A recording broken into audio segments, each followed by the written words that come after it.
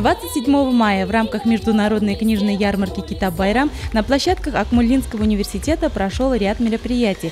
В информационно-консультационном центре имени Кузеева Башгосбедуниверситета состоялся методический семинар по проекту «Вышитая карта Башкортостана». Семинар состоял из теоретической и практической частей, где выступили именитые мастера башкирской традиционной вышивки. Нужно отметить, в 2022 году мастера из Чувашской республики представили огромную вышитую карту России. И тогда было принято решение об участии всех регионов страны в проекте. На башкирской карте изображены все 54 района республики. Над ней работали 28 мастериц.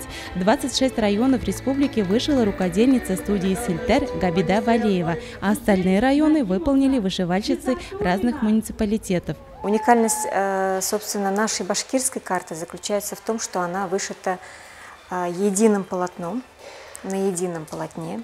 То есть она не состоит из каких-то соединенных фрагментов. Книжная выставка также собрала участников Всероссийского фестиваля сказителей Сесенов. В Башкирском педагогическом университете сказители из Республики Башкортостан, Алтай, Саха-Якутии, Екатеринбурга, Москвы, Оренбургской области приняли участие в круглом столе, посвященном Национальной школе Сесенов. Участники круглого стола обсудили задачи, методы и перспективы деятельности школ Сесенов и сказительства. Это всегда как бы два крыла сказительской школы. Сказитель должен и петь, и говорить, с одной стороны, а если соединяется ученый мир и сказители, это вдвойне увеличивает значимость круглого стола.